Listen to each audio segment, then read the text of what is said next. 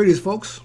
This is Mason Weaver, founder of Leave the Plantation. Go to our site, leavetheplantation.org. We got great news that you don't get anywhere else.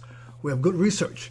My merchandise is on sale this month. This is the 17th of March, 2020.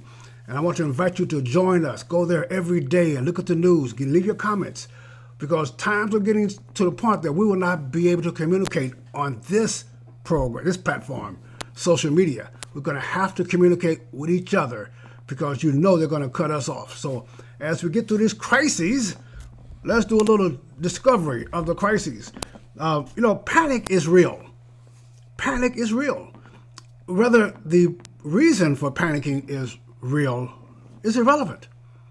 If your neighbor believes that you are a danger to him, that's real danger to you. If your government believes that you are a danger to them, it's a danger to you. So if we believe there is a crisis, there's a crisis because we act a certain way. We hoard food and creates a surplus. Government restricts workers, that creates a surplus. Then the government restricts business. You can't go to work. That creates surplus because you hoard things. I might have any money next month. I better get this stuff now.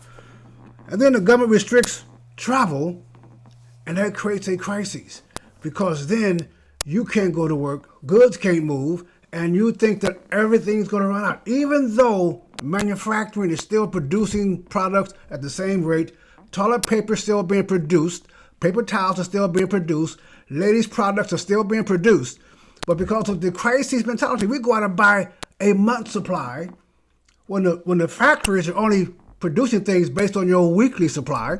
So yes, the factories are slow and they're behind, but the empty shelves at Walmart creates a crisis in your mind, so you buy more stuff. And then the government restricts your ability to be in public. Who decides that you cannot have a gathering of 250 people or 10 people? Who decides that a restaurant has to be 6 feet apart, the tables? The government decides without any authority from you to do so. So now we're obeying because the government says there's a crisis. If the government says there's a crisis, folks, there is. They declare an emergency. And they tell you the facts that causes the emergency. They don't come before us with hearings. You let President Trump declare an emergency. There'll be congressional hearings for 2 months, bringing everybody to testify, putting folks in jail for every error in their testimony, and passing a bill reversing his restrictions. That's what they do. But the government now can declare, they can tell you the business hours of your business. They can close down. I've lost 2 speaking engagements because the events have been closed down. Panic is real. So what do we do? If the panic is real, what do we do? I went to Walmart. I showed the pictures. The Walmart shelves are empty. So what do we do? I was going to move. I was looking to move to Florida or North Carolina.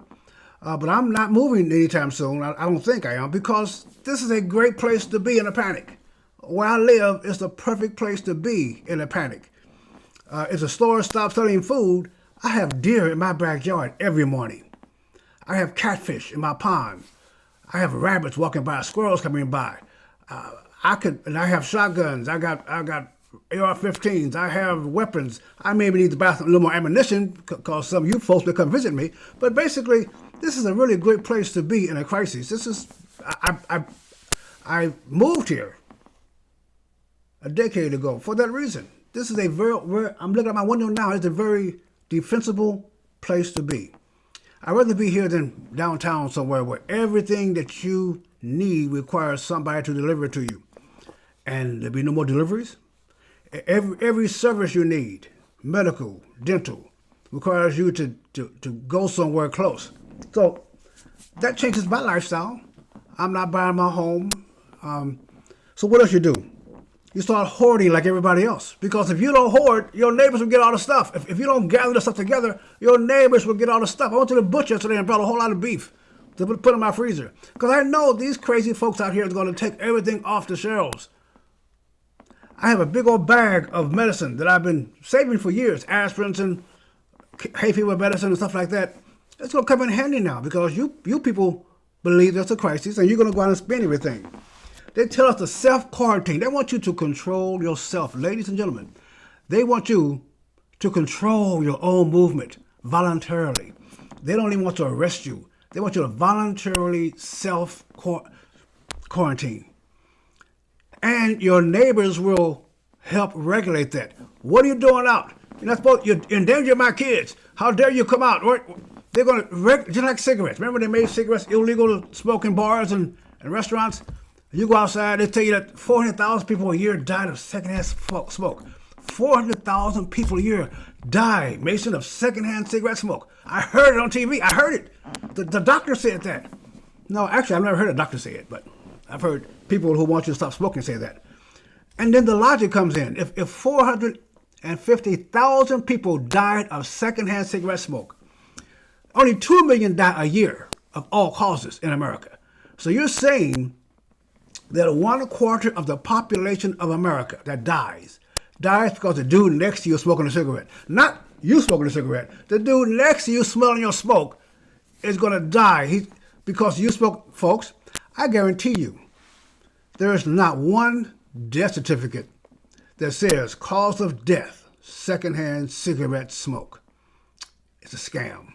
But we believe it. We believe it. Therefore, we act on it. So we self-regulate ourselves. We self-regulate. And the government sits back and watch us argue with each other and regulate us. And, the idea that we cannot have a large gathering, interesting. We cannot have large gathering, but the government can. Isn't that interesting? They're going to put National Guards in the street now at the grocery stores to keep us from rioting. They're going to put, there's not been any riots.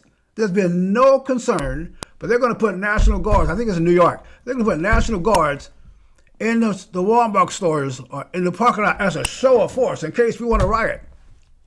But they can gather 250 people. I bet you they're not restricted to 10 National Guards at a time. I bet there's no restriction of the government, of the military. You got military bases, folks, in your neighborhood, in your community, military bases with hundreds of thousands of military personnel there. And they leave the base every day and they go back home or they go to the restaurants or they go to the store. They're not restricted. On Navy ships, you are restricted. They got quarantine cruise ships. You want to go on a real cruise ship, go on an aircraft carrier. And you have 4,000 or 5,000 men and women on that ship. They're not restricted. Why is it just us being restricted? They want you to surrender, folks. Government always wants you to worship them. They want you to honor them. They want you to seek their protection. So they want you to surrender, to obey, and to stay. Now, patriots, are you free or are you slaves? There is not a crisis. There is a panic. But this is the common flu, folks. I'm telling you, it's the common flu. And they speculate, well, maybe the death rate, maybe. Hospital beds are full. That's a lie. The hospital yesterday, go back again today. They're not full because there are no patients. There are people with symptoms. We don't know how many. Then why are you saying how many is going to die if you don't know how many? It's just, this is something they grabbed hold on, folks. They needed this. They needed it. They want to destroy the economy. The stock market is down almost where it was when Obama left office. It is almost, they want to get it to that same rate Obama had artificially. You got 0 interest rates and the stock market dropped 3,000 points. Folks, I'm buying stock, by the way. I like Apple. There's a good price for Apple right now. Please, believe me. Panic is real, but our responsibility be real. Let's stay in prayer.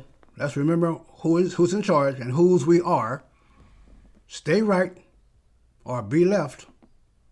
Eternity is a long time to be wrong. Clarence A. Mason, God bless you.